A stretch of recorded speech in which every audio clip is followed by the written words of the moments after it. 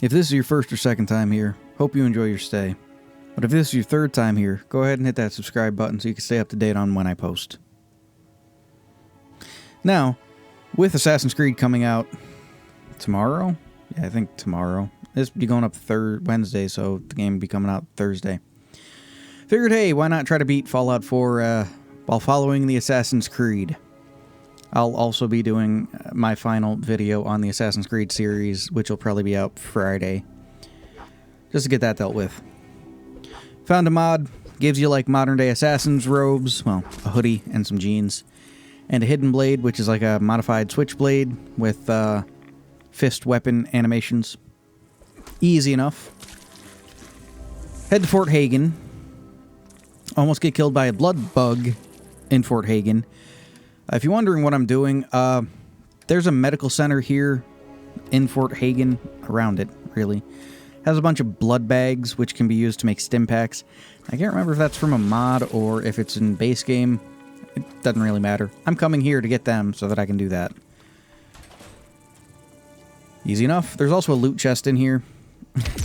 I also forgot I had this mod installed, because I was going to do a Doom Marine run, or Doom Slayer run.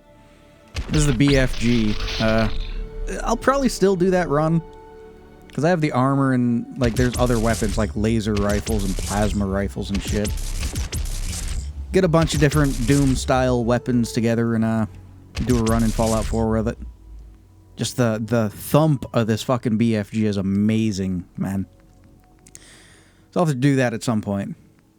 But this will be going up this Thursday. Well, you're watching it Wednesday, so Wednesday. Mind you, I'm moving a video that I already have done. Well, 2 videos I already have done for this Wednesday and the following Wednesday, and their timelines are weird when stuff gets moved around. Try using some sneak attacks here. They're okay, but just going to go in mostly attack mode here for this run. Not really all that different from the early Assassin's Creed games anyway. And when we get other things to use here and there, I'll make it known, or at the very least explain why I'm using them. For right now, we're just going to stick with the hidden blade. Now, if you don't have a piece of leather armor on, or combat armor, really armor, for that matter, it will be like a switchblade on your wrist, so just stick a piece of gauntlet on there. Piece of gauntlet. Piece of armor, that's a gauntlet on there, and it'll work well. Completely decimate the triggermen, get some good animations here and there with it. I think it uses the Knuckle Duster Brass Knuckles animation set, which isn't bad. Although I think the Deathclaw animation set has a stabbing animation that probably would have worked well with it. Anyway, meet Nick. Kill off all the triggermen here. I decided at around this point here that I was just going to do a VATS run of this, for the most part. A VATS build. Which is pretty much, you know, agility for action points and blitz. I get that later on. Of course, the perks that give me better weapon damage, which I think this one scales with the fist weapon one? I don't think it's melee weapons this one scales with. Anyway, we meet Dogmeat. Go to Fort Hagen again. Get completely fucking demolished. Start wearing the NCR Ranger mask here because it gives a little more energy weapon damage resistance. Yeah, that's the word I was looking for. And quite frankly, many of the armors in the first... Well, I'm mostly talking about the armor of Brutus. Has a mask on it, which is just amazing. Great armor set. If you've never seen that from Assassin's Creed Brotherhood... Yeah, I do believe it's Brotherhood that one's from. Yeah, anyway, great looking armor. There's unique armors in each of the first few games. Go in, VATS, attack, Kellogg. If you're not looking directly at them, you can kind of side skirt the conversations and whatnot. He's easy enough to take out in a full flurry of fucking blows. Take out the synths. Again, they're easy enough. Now, my hidden blade has wounding on it. For the simple reason of, if you remember back to when the first Assassin's Creed game came out and the second Assassin's Creed game came out, they would always talk about how, oh yeah, when you go and you stab the hidden blade into someone from behind and puncture their heart, you can see the blood flow into the clothing and bleed correctly, and it was a huge selling point of the games back then. Here we are all kitted out in our armor. Try to attack a Deathclaw and it just demolishes me. But anyway, as I was saying, it was a big selling point of the games back then, so I figured, give it something with a little bit of bleed effect on it. That'd be pretty cool. Nothing but Vats the Deathclaw here. Getting in some good hits. The bleed is okay with it, you know, nothing too significant, especially since we're attacking far above our level at this point. We're only like level 5 or 6. We go and grind out levels later, but... Stand back. Deathclaw can't come up here. Wait for our action points to replenish. That way we can go back in. Since we almost took him out last time with the amount of VATS strikes we have, we also get faster VATS regenerate, well, action point regeneration later, so that we can VATS even more. Here's another neat thing of it. Right about here, give or take, he comes in range for melee, which is pretty cool. One of those things you can't really get in the other Fallout games. Also, I don't know why this happened, but it's Fallout, so that shit just kind of happens. Take care of him. Talk to Shrek, as always. Then we got to go to Green Tech Dynamics, or whatever the fuck. Kill the gunners. Easy enough. Short, sweet, and to the point. Now, this run is actually fairly simple and easy for the reason of all we are is like fucking following the Assassin's Creed, which is nothing is true, everything is permitted. They have like subcategories in the Creed here, like laws that govern it. Stay your blade from the flesh of the innocent. Hide in plain sight, be one with the crowd. Never compromise the Brotherhood. So, yeah, it's kind of easy to follow. Right. As I say, while attacking someone that is, well, they're pointing guns and shit at me. They're not innocent. Fucking hate the Railroad, too. I hate most of the factions in this game. The only one that, like, makes canonical sense, anyway, is the Railroad, especially for your character, be it Nate or Nora. But yeah, no, it's, I don't know. Anyway, not hard to follow those there. Don't kill a bunch of innocent people, which I don't.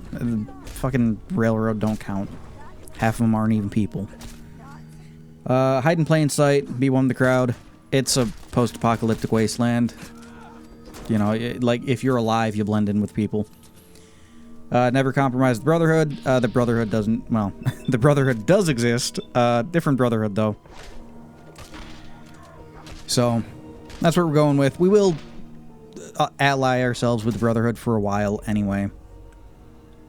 Again, like I don't know. It's a whole thing. We take out Tinker Tom because, I don't know. When you side with the fucking Railroad, or at least deal with the Railroad, he takes so long to decode the chip, it's just annoying. And yet you can do it that quick, and there ain't nothing to it, you know? Anyway, we meet Paladin Dance. Gloss over the entirety of the Brotherhood shtick there, because I don't feel like rehashing that shit again. Get the deep range transponder from the Sincere. I still don't like how the criticals work in this game. I've always felt like for it to be a critical, it had to be like, you know, randomly rolled, and it gives luck something to do, right? Ah, Bethesda jank. Never gets old.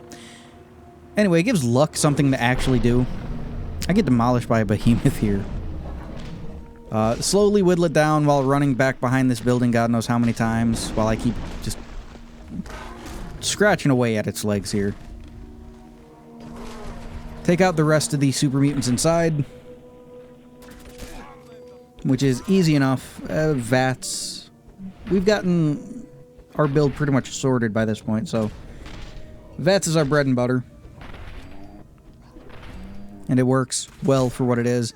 We also have Blitz, and we're also going to deal with the Brotherhood now, because we've already met the Institute, so, yeah. Figure we're an assassin, take out enemy leaders, right? Kind of what we do. Now, I could try to spin this one of a few ways here, as in, oh, yeah, no, the Brotherhood of Steel goes against the tenets of the Creed because they want to kill a bunch of super mutants and non-human whatever the fucks, but the Institute doesn't, and blah, blah. It is what it is, man. Right, best example, Assassin's Creed Rogue. The Assassins, when you don't play as the head assassin, head honcho, number one in charge man, the Brotherhood's just kind of full of dicks, right? Be that in Assassin's Creed and in Fallout. So, do a Shay Patrick Cormac. If you don't know who that is, that's protagonist from Assassin's Creed Rogue, my favorite Assassin's Creed game. It's pretty much Black Flag light in the Northeast. It's really good. Shows what happens when the assassins don't treat their own too well, and you end up with a whole... Well, I'm not technically the enemies of the Templars anymore, but I seriously don't want the assassins to level another country because I don't know what the fuck they're doing, so... Enemy of my enemy type deal. It's a fun game. Last one of the older style of Assassin's Creed games, too. Always a fun time. Always a fun time. I try to replay it like once every couple of years, just to keep up with it. Always fun. I used to, in fact, go through and buy every new Assassin's Creed game and shit when it came on sale later, so I only spend like 20 bucks on it or so. And, yeah, no, that's not happening anymore. Using the syringer here because you have different dart types. From poison darts to berserk darts to a bunch of other shit, too. The two we're interested in are the berserk darts and the poison ones. They've been around since Assassin's Creed 2, pretty much. You could originally just use a syringe on your hidden blade to stab people. Later on, you could shoot darts out, which is pretty cool. So, it's been a mainstay. Berserk darts, I know Edward Kenway gets them for his blowgun, and I do believe Shay Patrick Cormac gets berserk darts and gas for his air rifle and air grenade launcher, which is also a thing. Bunch of other shit too, and a bunch of the other games that I'm not going to go into significant detail about. But it makes sense for us to be carrying an air gun, of all things, because they literally give you one in one of the main games. With berserk darts, which this is the only time I could actually get these things to fucking work right. There's not too many situations where this happens, right? But they work pretty much exactly the same as they do in the Assassin's Creed games. You use them on an opponent. They turn traitor against literally anyone around them and attack them. That's it. In Assassin's Creed, they also keel over dead afterward, if memory serves me right. So, there's that. The only thing the Assassin's Creed games have that this doesn't is like a sleep dart and like sleep gas and whatnot. Let the synth finish off the last one. Just gonna blitz right to the end here. Take out some more members of the Brotherhood. Easy enough at this point. Use a berserk dart on the vertibird gunner, and that turned the gunner on our side, which is pretty cool. Also, the air gun can take out these shield generators, so that's pretty neat. Air gun won't work on guys in power armor, so that's a thing. Except a knife on a wrist will, so I mean, that's another thing, I guess. Take out a few Brotherhood Knights. And here is where we switch to the final weapon of the run, a gun. I don't know what you're thinking, the Assassin's Creed games, oh, the Hidden Blade's the thing. No. No, technically, out of the Assassins, Altair used a gun, Ezio used a gun, Connor used a gun, Edward used a gun, Hatham used a gun, Shay used a gun, Edward and Evie used guns, Piss Pot from Unity used a gun. The vast majority of Assassin's Creed protagonists just use guns, so yeah, we use Kellogg's gun here. That's about it. Put the Hidden Blade to use some more while Liberty Prime takes down the airship, and that's Assassin's Creed. Assassin's Creed.